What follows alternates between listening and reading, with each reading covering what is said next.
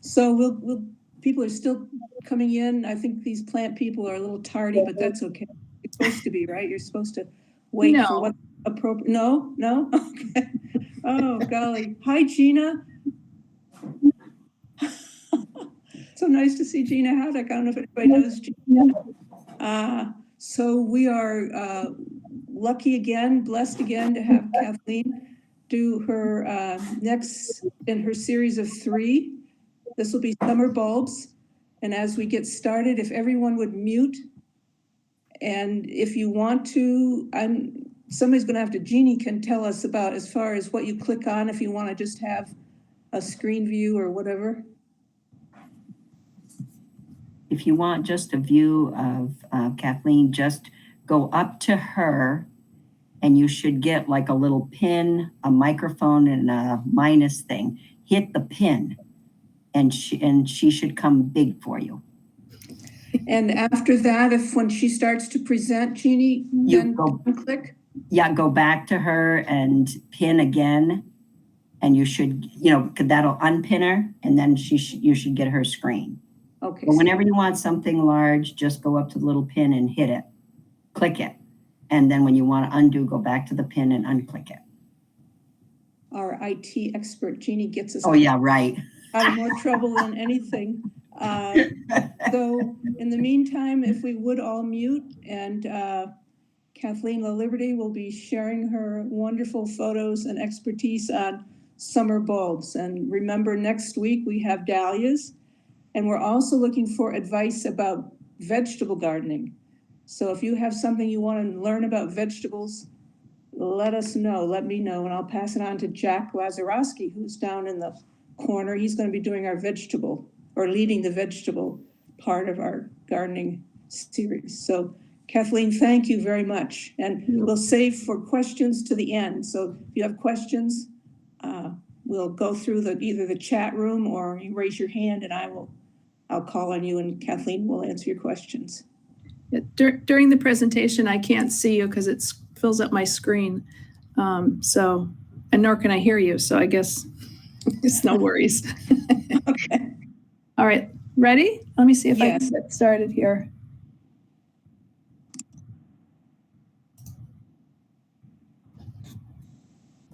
All right. Did that work? No, can't see it. Oh dear.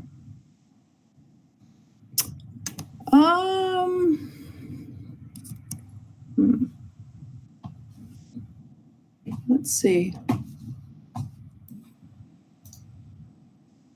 Some preferences, I think. Did you go to present now, Kathleen? Oh my goodness, sorry. Yes. Yeah. Oh, I know. I didn't do the present on the right. Thank God. Oh goodness. Guys, I'm on a call. I'll have to call you back. Okay? Okay, bye. Bye. Whoops. Granddaughter call. Let's see. So I just have to remember where I became the presenter. I see it now. Yep. Thank God for George. Thank God.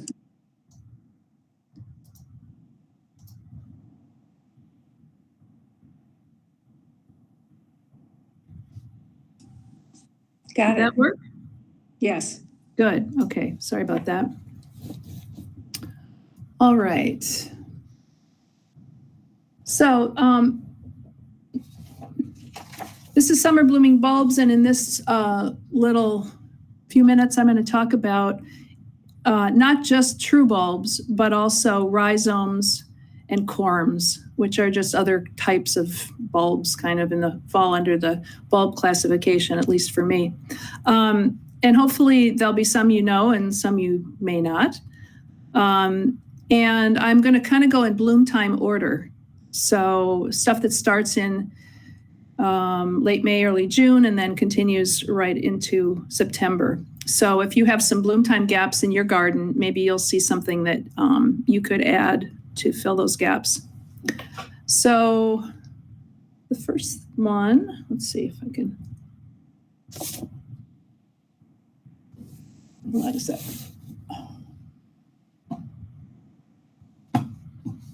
Sorry for the technical part here. Okay. The first group I'll talk about is iris. And lots of people are familiar with tall bearded iris, but there are actually tons of really beautiful iris that grow really well for us here in Vermont. Lots of things we can't grow, but iris is something that does grow well for us. This is iris cristata, or crested iris. These little guys are only about 4 inches tall. They bloom really early. They're the first of the iris to bloom in my garden. And here you see them in the rock garden. And they also grow well like along a walk. They need excellent drainage and full sun. But if you have a little place where you want a tiny jewel, these are really quite lovely. And I really recommend them. They, like, if you're familiar with bearded iris and the way their rhizomes work, these guys have, it's almost like a stem. It's not as much like a root like the bearded iris. It kind of runs right along the soil surface. So the way you see them here, they're embedded in some sedums, but they're not even really touching the ground with those stems. So it's a cool plant. Now there's lots of bearded iris, which I didn't know until maybe 10 years ago. I've always grown the really tall bearded iris that are 3 feet or more tall. But there's also a bunch of different bearded iris that start as short as 4 inches.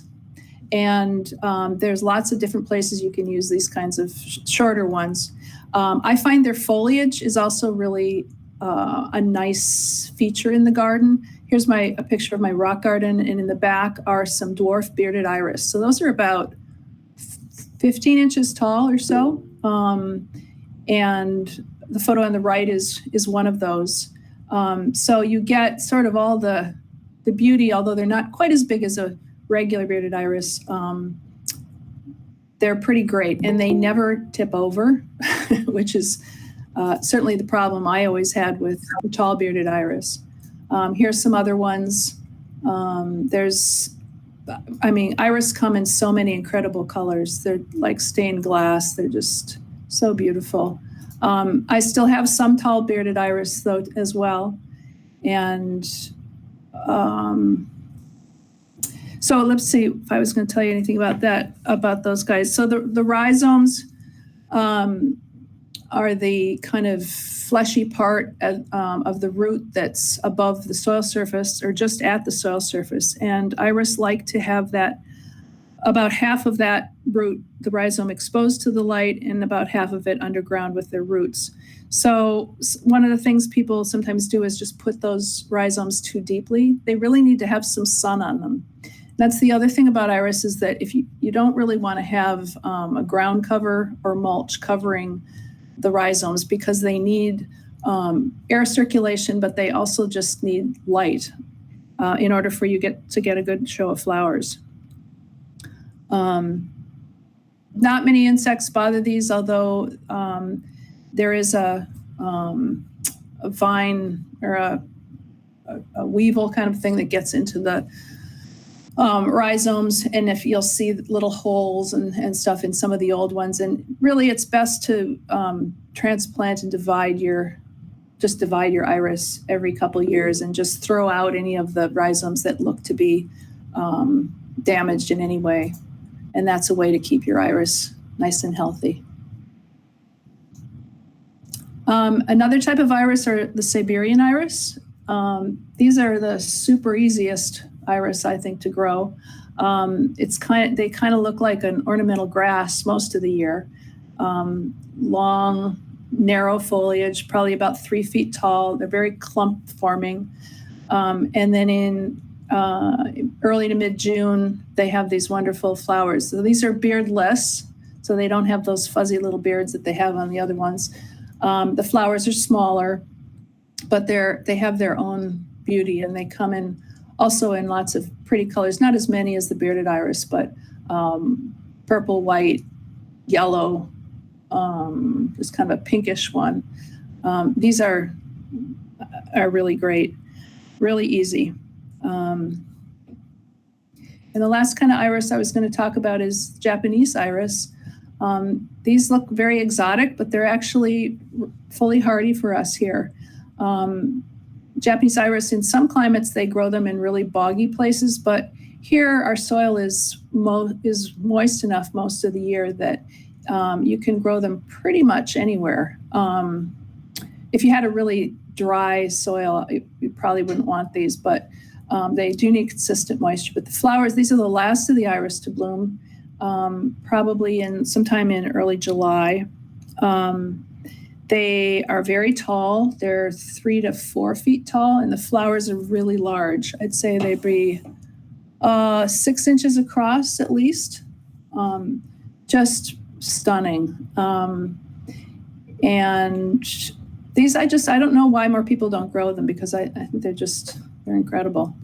So if you have a kind of a place that there's plenty of moisture, not boggy, soggy, but moist, give some Japanese iris a try. I think you'll really like them. Another summer bulb is dahlias, which I'm not going to talk about today because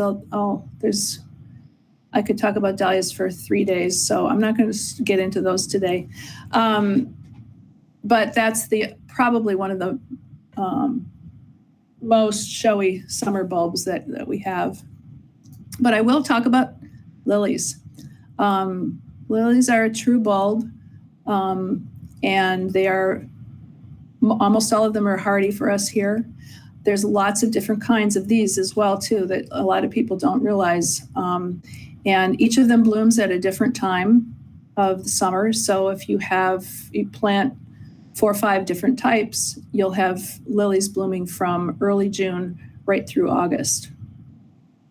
This is these Asiatic lilies are the first lilies to bloom. They come in lots of really bright colors, yellows and oranges and reds. They're the shortest of the lilies that we grow here. They're only maybe 2.5 feet tall. Somewhat perennial. I find they come back pretty well in most of the places, but I think the whole word perennial is sometimes a little misleading. Not all plants come back every single year forever.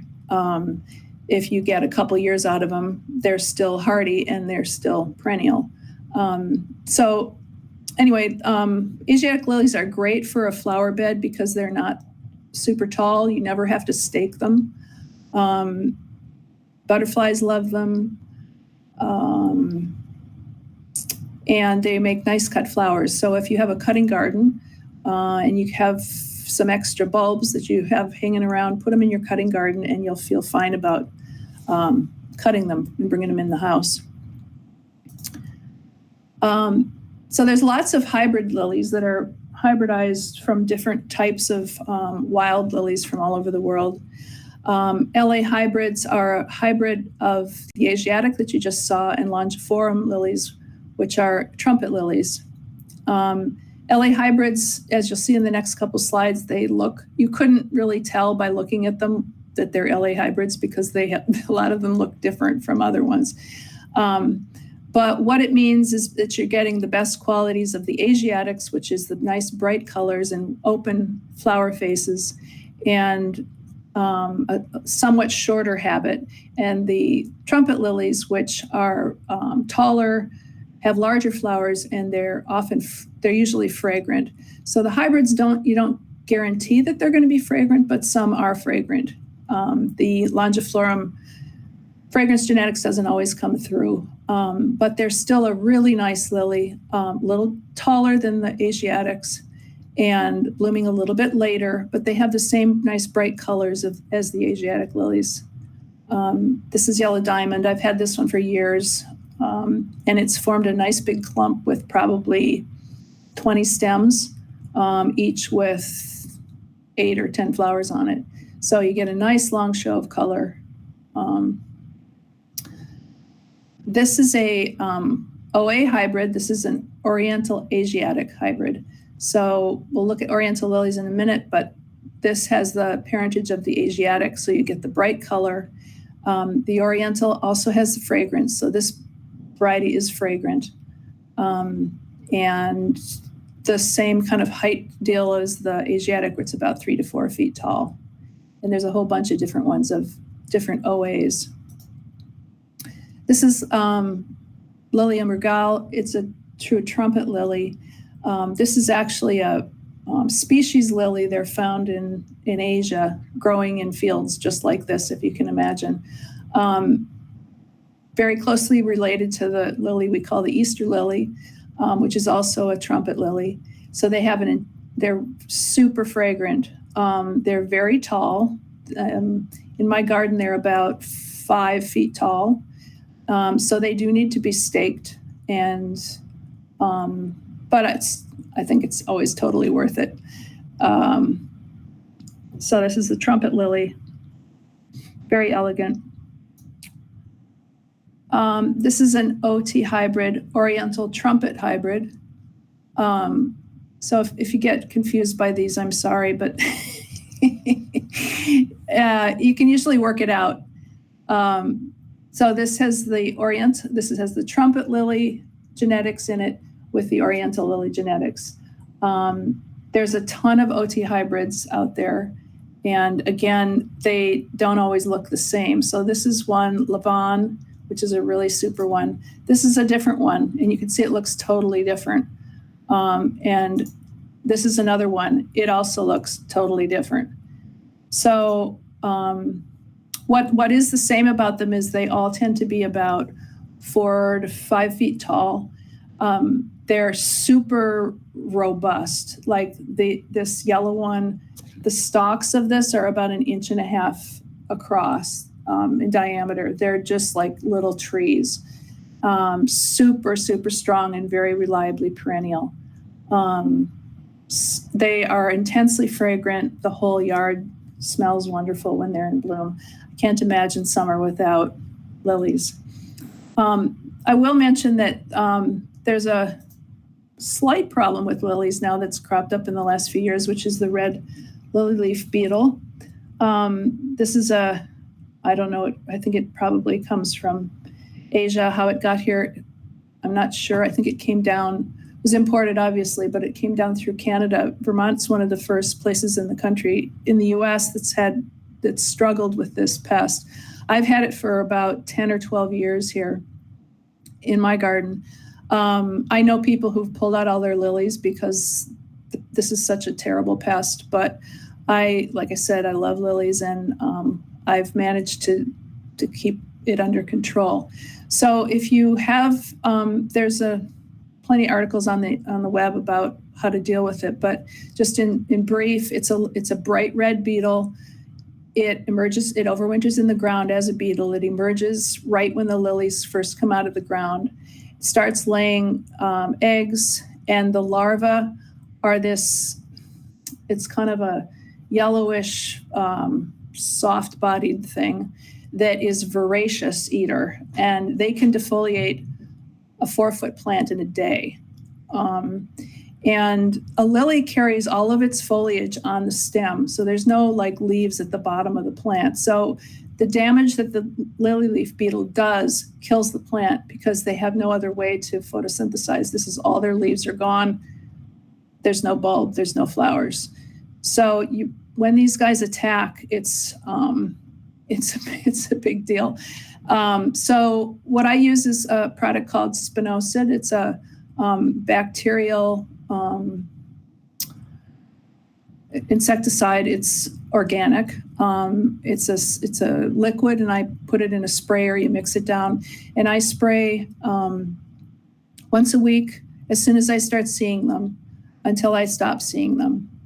And you have to spray till the water's dripping off the foliage. You can't just like run by and just do it while you're running around. You got to like look at the plant, spray every inch of it. And it really is very effective. Can you spell it? What's that? Can you spell that Spafork or whatever it was? No, it doesn't really have an odor. And so I do it like. No, can you spell it? Oh, spell it. Oh, can you smell it? Spinosad. spinosad. And the trade name of the one I use is called Captain Jack's Dead Bug Brew. Super effective. Get it early because it's hard to find once the beetles come out. But over the years, I've been spraying this just every week as long as I see beetles. And this last year, I didn't see a beetle until there were buds on the lilies. So I've really knocked back the population a lot, knock on wood. And this is what I get is it's so worth it to me to just, it's the first thing I do, get up in the morning really early. You got to spray before the bees are active. It is organic, but still you don't want bees getting touched by something that they shouldn't. If the flowers are in bloom, just be really careful, spray only the foliage, try to keep it away from the flowers. I don't know how toxic it is to bees. I just imagine that it's not good for them. So anyway, that's the lily leaf beetle. Sorry, that was kind of long, but it is really the main and only problem with lilies growing here. True Oriental lilies, this is an example of them. You might know Stargazer, which is the pink Oriental lily that's everywhere. This is in the same family. Again, there's 25 different cultivars of this, all beautiful. This white one is a favorite of mine. Again, they're like 4 feet tall, sometimes a little taller, and not really a lily that you'd cut because the stalks are so thick. And the other thing is when you do cut a lily to bring it inside or for an event, because all the plant's foliage is on the stem, when you cut the stem, you're removing that foliage just as if the beetle ate it all. So you're depriving the bulb of the food it needs to produce in order to produce a flower the next year. So I always get extra lilies order them. So I have them every spring and I plant them in pots. And so those are the lilies that I cut for bouquets are the ones that are in pots. I don't cut from my garden because not only do I want the lilies to be looking good in the garden, but those plants would not come back the next year if I were to cut the stems.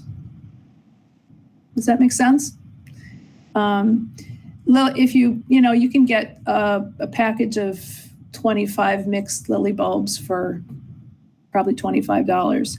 And I put 3 bulbs in a 2-gallon nursery pot and just keep them behind my greenhouse out of the way. I don't look at them until, oh, hey, they're starting to come into bloom. And by the way, those have to get sprayed too, because the beetles will attack potted lily bulbs just as well as they'll do the ones in your garden. But I think it's something I discovered a couple of years ago, and it's and then you can also just sink those pots around the garden if you have a hole that crops up and you need some color. If you were to go to the nursery, that pot of 3 stems of lilies would probably be $15, $17. But if you grow them yourself, it's much more affordable. And almost the last of the lilies is, these are kind of new on the market, the double orientals. Instead of stamens, the stamens have become extra petals. So this has been developed for the floral trade because one of the challenges with lilies is they have so much pollen. And when floral designers are designing with them, that pollen stains not only that flower's petals, but it stains your hands, it stains other petals, other flowers. So I don't know if that was the main reason they developed these, but it is a benefit. The flowers some people say they last longer than flowers that have pollen. I don't know if that's true, but they're quite pretty. They don't, as long as you don't think they're supposed to look like lilies, I think they're really nice. And they come in, there's quite a few different colors. Sometimes they're called rose lilies. You may see them advertised that way. I think this is the last lily. Tiger lilies, the last of the lilies to bloom. This one blooms in early September in my garden. This is a species lily that There's a double form of this now as well, which I don't think is that pretty, but these are the lilies that have the little black, the hard black balls along the stems. And that's how they reproduce. That's just a characteristic of the tiger lily. They're the only ones that have that I know of. So anyway, lots of lilies. Plant some. I'll just say they like sun, but they will take part shade. Next is glads. Lots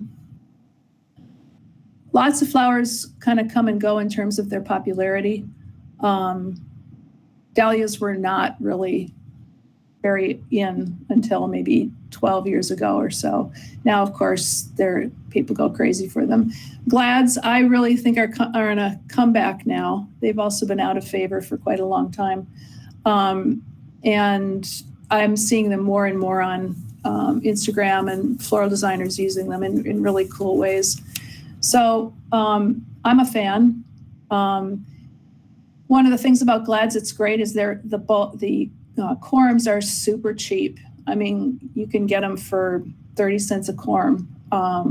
Just get a bag of them. It's not, for the lilies, I didn't mention this, but lilies, it's always good to buy the highest quality lilies you can afford. Order them by mail, get them from somebody reputable. Lily bulbs don't have a protective outer covering, so they dry out really quickly. And so you want really fresh lily bulbs, or it's worth seeking out.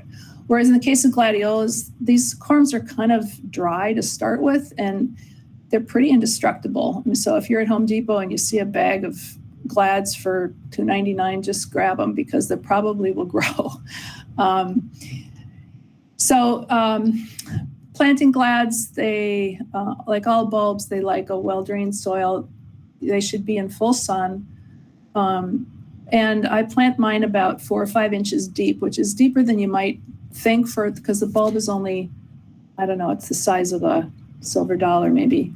But planting them deeper helps to keep the stems upright. Once the flowers come into bloom, glads have a tendency to tip over. So if you don't have any kind of support, planting the corm deeper kind of helps keep them from tipping over.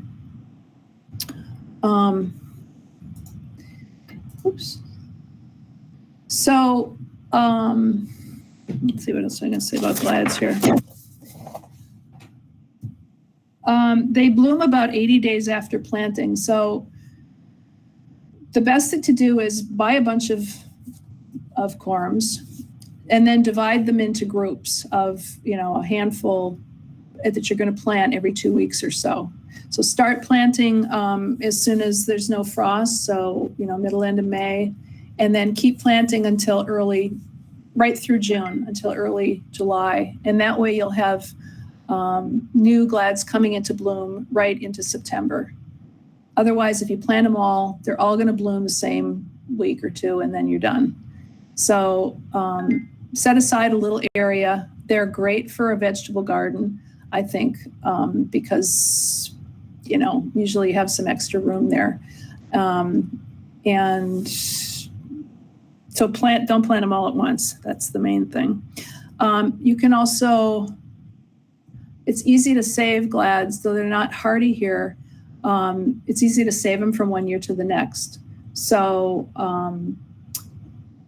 the stems that you've cut the flower stalks off of to bring them inside, let those just dry and let all the leaves continue right on this plant until they yellow and dry.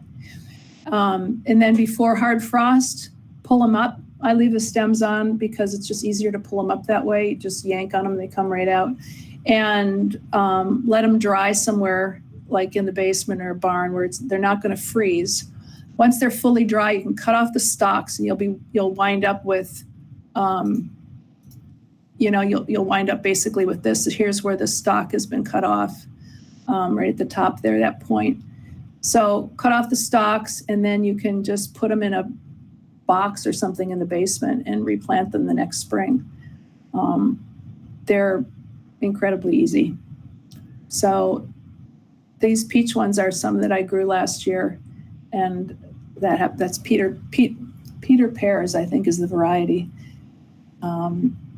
Something about that color I just love. So think about planting glads if you haven't. There's also some mini glads, which you might see at the store. And if you do, snap those up, because I find these much easier to use in a flower arrangement. The flowers they're probably 3 inches across instead of 5 inches across. And so they also don't tip over as easily because they're just not as heavy. So dwarf glads are, something I think we'll be seeing more of. Now I'll talk about peacock lilies, Acidanthera. This is in the glad family. And another one I didn't know about until maybe 10 years ago or so. This is a fabulous flower.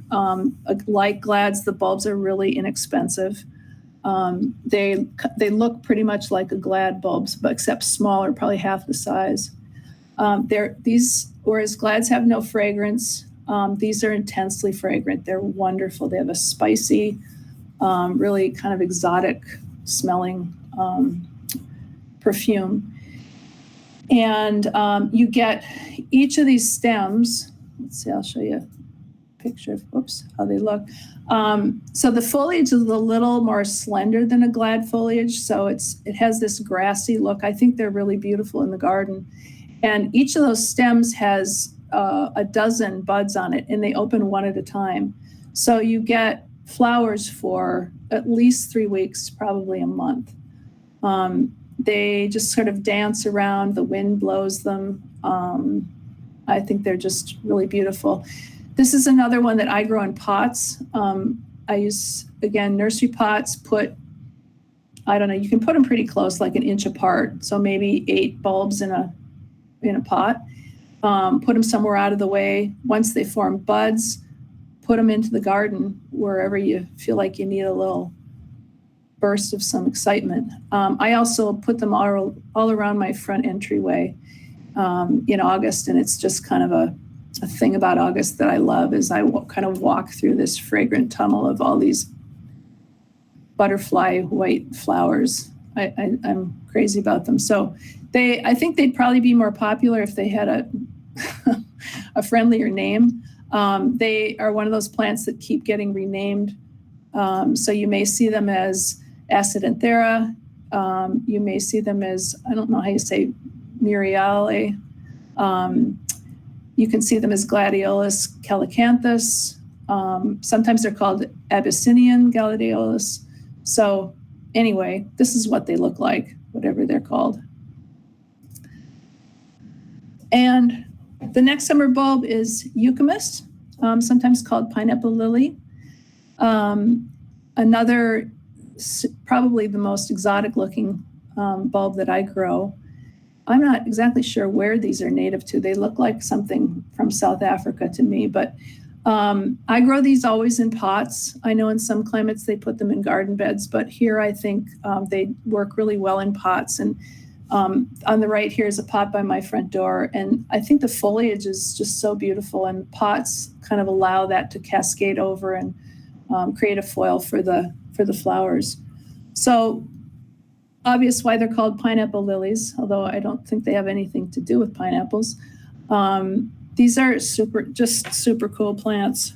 They start blooming in late July. They bloom for about a month. I don't have any pictures of well, you can kind of see that when they first start to color up, those little tiny dark purple buds at the top, the whole column is these little tiny dark purple jewels, and they look really cool that way. Here they're in full bloom, and then they gradually lose their color, but they still have the same, it's like they look exactly like you see them here, except they don't have any color left, and they'll be like that for a couple more weeks. So I think they're really wonderful. This is another cultivar, Aloha Nanny. It's a little bit shorter, but the same. You can see how the buds, so they open from the bottom up. Bees really love these. These bulbs, just like the glads and the acidanthera, you can winter them over inside really easily. The ones you're seeing here, I'm showing you, are probably 8-year-old bulbs that I just have saved every winter. So the bulbs are a little expensive to buy. I think you maybe like, I don't know, 3 for $12 or something like that. But they multiply not quickly, but they get the bulbs get larger every year. So you get more flowers. And now I don't ever buy any more bulbs because I have plenty. So these are cool. And it also comes in white, which is also really pretty. See anything else about those? I usually bring them in, like you can see on the kind of on the lower right, there's how they're coming up when it's still green. I mean, I just think they're really cute at every point. So at the end of the summer, right before it frosts, I bring the whole pot usually into the basement, and I stop watering and just let the foliage gradually die back. And then when all the leaves are dead, I pull them out of the pots usually do it on like a warm late fall day, November or something. Shake the soil off, cut off the foliage, and then just store the bulbs again, just in a pot in the basement for the winter. They can get very dry, just like the glads. And then in the spring, just repot them and up they'll come. I also have found they're a good cut flower, and they last a long time. So if you like cut flowers, I recommend them. And the last one I'll talk about today is crocosmia. This is another little corm. It looks, see, do I have a picture of it? No, the corms look kind of like a little bit like a glad, smaller. And these, it took me a couple of years to get these established in my garden. There are lots of different crocosmias, but the only one that's hardy in our climate is Lucifer. That's the cultivar. And so it's this red one. They also, if you were lucky enough to live in England, you could have probably, 3 dozen different kinds of these. They come in yellow and orange, and some of them have dark foliage. There's all kinds, but this is the one we get to grow. It's about 3 feet tall, and mine has now really bulked up. In fact, last fall, I divided it finally after 5 years or so, and moved it around and gave away a bunch because it has really gotten pretty big. So I don't really know. I haven't grown for that long. I don't know what to expect, but it's a great hummingbird flower. Because it's red, of course, the hummingbirds really love it. And as you see the way that it opens, there's just a couple of flowers open at a time, and then it continues to go right to the end of the stem, and that takes probably 3 weeks. So you get a real jolt of color, and this is in August, right when you kind of like it. So crocosmia. And there is one more. I lied. Liatris. This is a North American native plant, sometimes called blazing star or gay feather. This does come in white as well, but I don't think the white is nearly as beautiful as this kind of amethyst colored flower. This is the most butterfly attracting plant in my garden by far. I don't know. If you look at it, I don't know where the nectar is, but there must be some in there because the butterflies really love it. And this is I have a picture here of, this is how the bulbs look.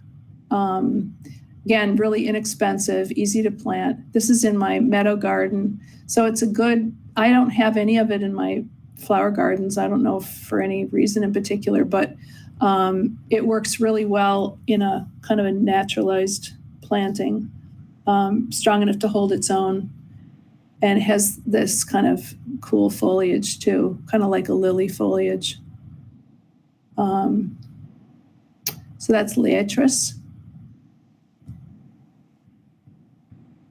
And that is it. So let me see if I can get back to, oops, hang on.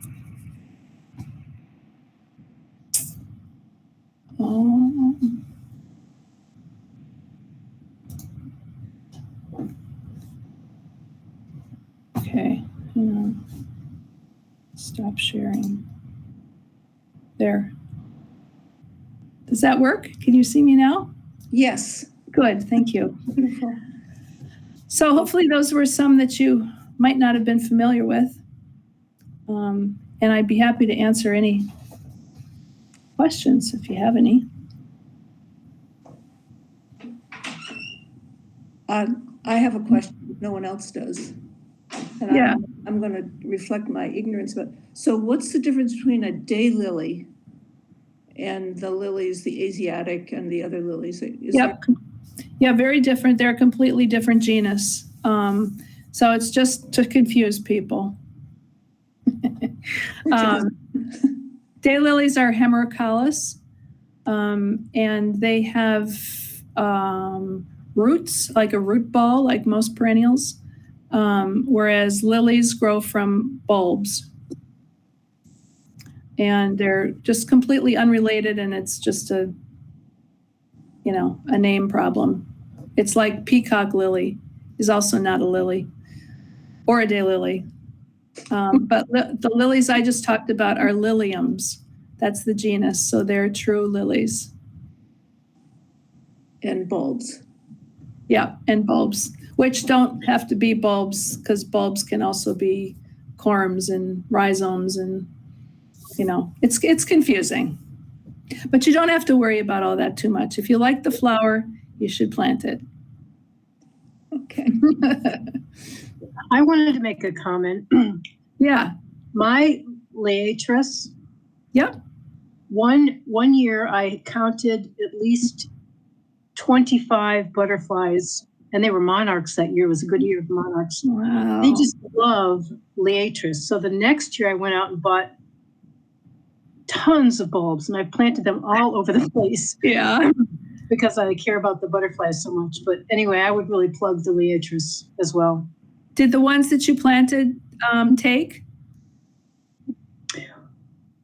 Some didn't, some didn't. But I planted them in a pretty harsh place, and I did whatever I could to keep them watered. But they were on kind of the side of a hill. They were very, very babies. And Yeah. I think I might dig them up and put them in a raised bed to get them a good start. That's a good idea. Yep. Then plant them back where I want them. Yeah. But my other ones that had already been there are doing fabulous. That's great. Yeah. It's nice that it's a native plant, because there are some butterfly species that, only like the natives. And yeah, they are amazing how much butterflies like those. And like I said, I don't know what they're getting from them. There's lots of other flowers that seem like they have more nectar, but these are just these fuzzy things. I don't know what it is about them. Jeannie? Yeah. I was just thinking with the liatris, mine just grows wild. I don't ever pull them up or anything. Yeah, no, those are perennial. Yeah, okay. Because they just seem to like our soil. They're Right. all over the place. They do, I know. I don't think they're native to Vermont. I don't know. I know they're native to like the Midwest. Prairie. They're a prairie plant, but they seem to really like it here. Yeah, so I'm sorry if that's confusing. Not all the ones I just showed are perennial. The crocosmia are hardy and will come back, the liatris, and then most of the lilies, and most of the iris, all the iris. But the dahlias, of course, you have to dig, and glads. And what else was I talking about? And the peacock lilies and eucomis are also not hardy, but the other guys are. And the other question I was going to ask is with those darn little lily beetles, things.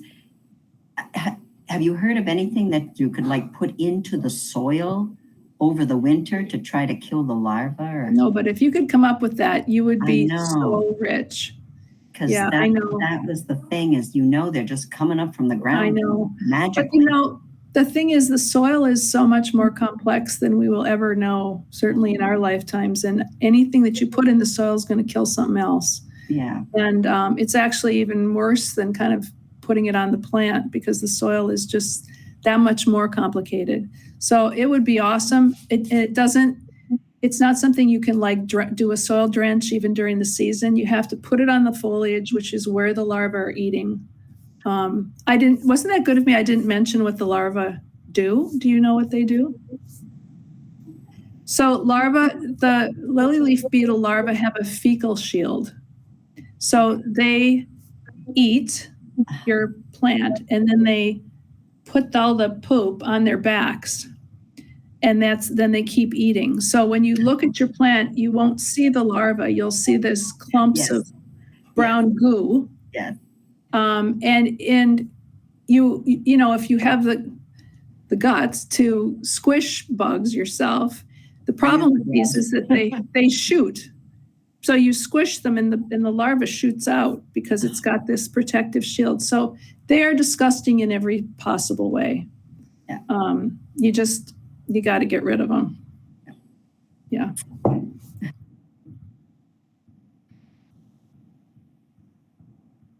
Kathleen, when I bought my house some 12 years ago, there were glads planted in a very, very warm place in my front yard. Uh-huh. And they came back every year. Oh, it's great. I know, as if they were perennial. And so I got excited about that and decided to put them in a different place where I thought they would be more visible. And they never returned. So I'm wondering, are they like zone 5 and they might come back? You could keep them out? And yeah, I think they're zone 6 or 7. And it's the same with dahlias. I was just talking to someone yesterday about dahlias in Pennsylvania and New Jersey, and they're zone 7. And they're now just putting hay bales on top of their dahlia beds and not digging their dahlias. So you could also try the same thing with your glads here. You know, if we had reliable snow cover like this winter, they might be fine. But like the last few winters, it's been, bare ground in the middle of January and 20 below zero, and they're not going to live through that. But you could try a really thick mulch and try to insulate the soil. Yeah. I have them against my raised bed that's all around the house. Yeah. It's like it's built up right against the house. And because it's around the basement, my glads, come up every year. That's great. I don't take them out. But the ones, like you said, away from the house. Yeah, you can't. Yeah. So they do like the warm. They do. That's it. Mine were by the house. That's exactly it. Okay. Right. Yeah, it's amazing. Just, it's just a small difference. But even if you have to dig them up, they're really pretty easy. Just grab them by the neck, pull them out, put them over on the side, cut them off, put them in the basement. It's not that hard. And like I said, they're not expensive either if you just don't do that, if you forget. Other questions? I have another ignorant question about what you said about the soil. So this isn't bulbs or summer, but it has to do with Japanese beetles eating up the roses. So is it a good idea to do what they say with the whatever it is that you put in the soil? The milky spore, yeah. I think the milky spore is, I've never used it. I don't know that much about it, but it is it's a bacterium that's particular to those grubs.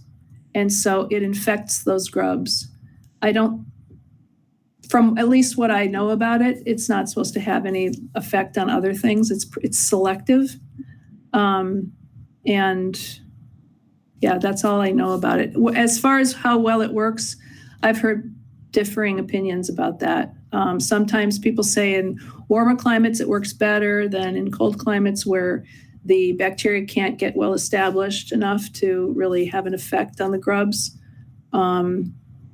But yeah, Does anyone else have experience with milky spore? I just don't. I just took out all my roses. That's what I did because I hate those Japanese beetles. And I don't know, people with a lot more experience than me have not been able to crack that. So once I got rid of my roses, I have one rose plant left that's a single Rosa rubrifolia. And it's a shrub rose, just hardy. It only blooms for like a week, but the rest are gone. And once I got rid of them, I've never seen a Japanese beetle in my yard. They're probably at your house. The other thing those darn Japanese beetle love is the rose of Sharon. Oh, yes. So any kind of hibiscus kind of. I don't have those either. I mean, I'm out there banging them into the can. Oh, they're awful. Yeah. I got rid of all my rose bushes for the same reason. You did? Yeah. Yep. I said I can't. I mean, you just come in close to get a whiff and it's just like crawling with beetles. Like what? I know. Forget it. Yeah.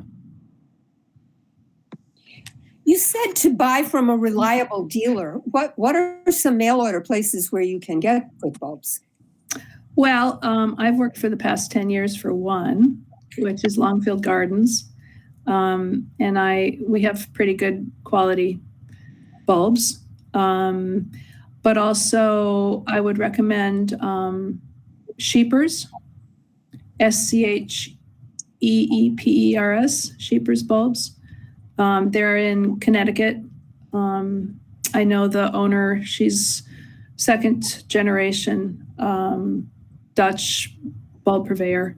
Most of these are coming from Holland. All the bulbs that I've talked about, and including the dahlias next week, are all from Holland. So the company that I work for imports from Holland, as does Sheepers. Brent and Becky's bulbs, they're in Virginia, another family-owned Dutch business. And the thing about Dutch bulbs is it's a real commodity market. So in Holland, there are just giant farms growing dahlias and glads and all kinds of tulips, and all that stuff. And it's very vertically integrated. So the farmers pretty much all sell to a few wholesalers in Holland. And then those wholesalers distribute to the US. So when you're buying quality bulbs, you are buying from someone who's maybe paying a little more to get the better quality, larger bulbs. Usually it means larger. Quality means usually larger because you're going to get a bigger plant and more flowers. But it also has to do with the storage capabilities of whoever's keeping the bulbs. So they're harvested, dahlias, for instance, harvested in late summer, and then they have to be held over until you put them in your garden in the spring. And if they're shipping, so they have to be stored properly in Holland, and they're usually come over in a boat and are distributed here. If they go to a place like, let's say they're going to the local hardware store, they could sit on the shelf there for 3 months until you come and you notice, oh, look, here's some dahlias. Well, not only have they been out of the ground since last August, they've been sitting on a shelf in a warm room with low humidity for who knows how long. The nice thing about buying by mail is that the mail order purveyor, like Longfield Gardens, has coolers at the facility where they happen to be in New Jersey, so the bulbs come in on a boat from Holland. They're stored in the right humidity and the right temperature until they're shipped to you. So for some bulbs, it doesn't matter as much. Like glads, I said, it doesn't matter because they're already kind of hard. But for lilies, for instance, they're very perishable, and it's worth buying them I would buy them by mail for sure, lilies. Plus, you get much more choice of different kinds that you might want. But does that answer the quality question? So it's kind of, there's a chain of custody all the way from the field to your garden, and you want to try to know where those bulbs have been, if you can. And the longer they're going to sit at Home Depot or at somewhere. Not always a good thing. That makes sense. Thank you. Yeah. Do you order the bulbs right now? And then do they ship them when it's the best time? Or? Yes, that's right. You got it. So we've been taking orders for these bulbs, like I just talked about, summer blooming bulbs. We start taking orders at Christmas. So we've already sold almost half of our dahlias at this time in the year because people, as I'll talk about next week, dahlias are just really hot right now and people want certain varieties and they order them early and then there's none. And not so true for all of the other things I talked about today, but you can order them now online. They'll ship according to your zone. So for us, they'll probably ship, I think they ship like mid-April, something like that. So enough time if you want to pot your stuff up ahead of time, you'd have enough time, a couple weeks to do that. But you can usually, most places, you can also specify a ship date if you want. So if you know you're going to be gone, those years when you could be gone until, early May, you can just have them hold your shipment till then. Yeah. Thanks. Yeah. Lorraine. Hi. What about Hi. storage? I've always been reluctant to grow those things because I think my I basement didn't hear the first part. What? storage with Oh, your- storage. those bulbs. What? I'm afraid my basement might be too warm. Yeah. Well, I had an unheated basement until about 5 years ago. It's a walkout, but we just didn't have any heat down there because we had a wood stove upstairs. Then I put in a boiler. So the basement is now not heated, but the boiler's down there. So I'd say it's, I don't know, maybe 55 or I don't know how warm it is down there. But I haven't really noticed any difference in how well the bulbs hold. So as long as they're dark, it's in the dark. I put mine, it's a concrete floor. I put them right on the floor. So they're in a plastic garbage bag or a pot that's right on the floor where it's cold. And I put them against the wall. Like I said, it's a walkout. So the coldest part of the basement. And I have really good luck. I mean, it's a little tricky with dahlias are a little trickier, which I'll talk about more detail. But these guys, most of these are really tough. And they just get dry and it doesn't seem to matter. So, I mean, you're just talking about the eucomis and what else that's not hardy that I talked about. Glads, the peacock lilies, all the other stuff is hardy.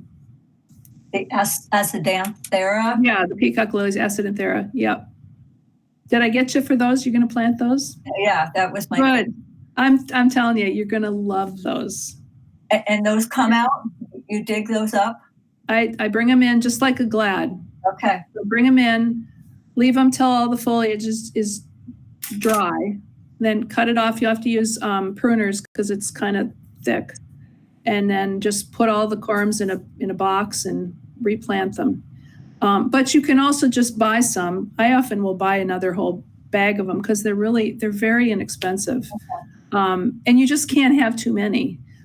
One thing I do is I put them, I always have a lot of nursery pots from past expenditures lying around.